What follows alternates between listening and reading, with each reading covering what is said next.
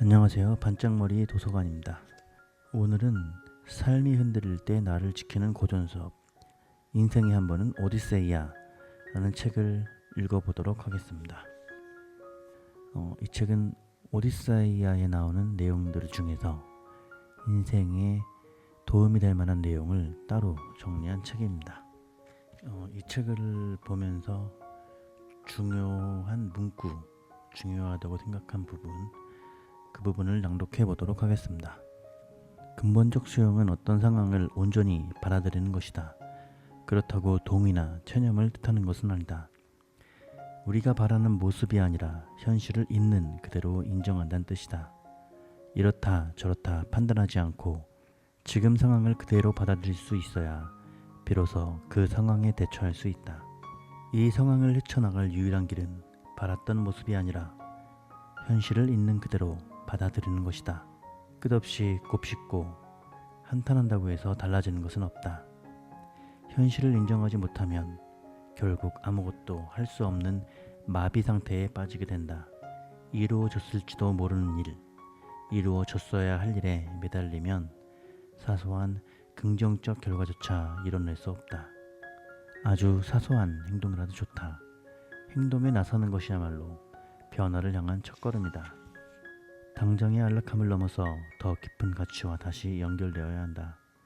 오디세우스가 유혹을 기어이 물리칠 수 있었던 이유도 자신에게 진정으로 중요한 가치들을, 즉 집과 가족과 자기 자신이라는 정체성을 끝까지 놓지 않았기 때문이다. 우리는 살면서 상처받지 않는 태도를 강인함으로 착각할 때가 있다. 감정을 억누르거나 애써 밀어내며 지금 주어진 것만으로도 감사해야지 더 바라면 안 된다고 자신을 타이른다. 하지만 취약성, 즉 인간의 연약함을 인정하고 받아들이는 태도는 끈기와 회복력, 강인함과 대립하는 것이 아니다. 오히려 그것들을 떠받치는 토대가 된다. 오디세우스가 자신의 고통과 취약성을 솔직하게 인정하고 받아들이는 태도야말로 다시 집으로 돌아가기 위한 회복력을 움직이는 연료다. 감정에 구체적으로 이름을 붙이는 것은 우리 신경계에 중요한 신호를 보낸다. 그 결과 뇌의 경보센터에 해당하는 편도체의 활동이 줄어들고 더 명확한 사고를 담당하는 전전두엽의 활동이 늘어난다.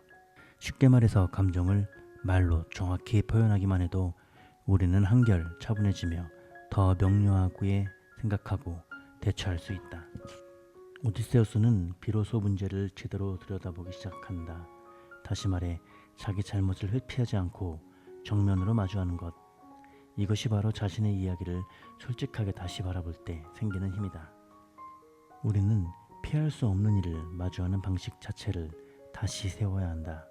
어려움을 피하거나 막아보려는 마음가짐에서 무엇이 오든 대비하겠다는 마음가짐으로 전환이 필요하다. 역량을 기르는 데 집중할 수도 있다. 도전에 맞서 싸우기보다 그것과 함께 성장하려고 할 때 우리는 더 유연하고 단단해진다. 이 서사시는 우리가 삶에서 가장 소중하게 여겨야 하는 것이 무엇인지를 집요하게 묻는다. 어쩌면 진짜 가치 있는 것은 집과 가족, 친구들과 함께하는 소박한 일상의 기쁨 속에서 발견되는 것이 아닐까. 불꽃처럼 타오르다 끝나는 영광에 과연 그만한 대가를 치를 가치가 있을까. 선택에는 언제나 대가가 따른다는 사실을 받아들일 때 우리는 그 비용을 차분히 따져보고 그래도 자신이 가장 중요하게 여기는 가치에 가까운 쪽을 선택할 수 있다. 명확한 가치가 없다면 우리는 온갖 달콤한 유혹에 쉽게 흔들리게 된다. 로터스 먹는 자들처럼 나른한 망각에 빠지기도 하고 칼립소의 달콤한 제안에 머물기도 하며 세이렌의 노래에 이끌려 길을 잃기도 한다. 그러나 가치가 방향을 잡아주면 무엇을 받아들이고 무엇을 거절해야 하는지 분명히 알게 된다. 가치는 우리 안에서 이렇게 말한다. 도착을 위한 준비는 여전히 필요하다. 우리는 떠날 때 모습 그대로 돌아오지 않는다. 남아있는 것들 역시 변하지 않은 채 그대로 머물러 있지 않다. 문턱을 넘어 여정의 마지막 단계로 들어설 때 도착은 새로운 질문을 던지고 이전과 다른 능력을 요구한다. 시련을 겪고 성장한 사람은 남다른 힘을 지니게 된다. 타인의 비난과 판단, 사소한 도발에 일일이 맞서지 않기로 선택하는 힘이다. 약하거나 비겁해서가 아니다. 스스로 선택해서 흘려 보낼 수 있다. 자신의 삶이 타인의 평가에 달려있지 않다는 걸 알기 때문이다. 강인함은 온갖 싸움에 뛰어드는 데서 증명되는 게 아니라 자신이 어떤 사람인지 분명히 아는 데서 나온다. 오디세우스가 자신을 3인칭으로 대하는 장면이 있다. 이 장면은 심리적으로 흥미롭다. 나 대신 그나, 그녀 혹은 그 사람이라고 말할 때 우리는 이야기 내용과 일정한 거리를 두게 된다.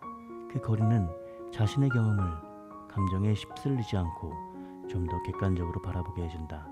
무엇보다도 확고하게 맺었던 이야기 속에서 다른 의미와 관점을 발견할 여지가 생긴다.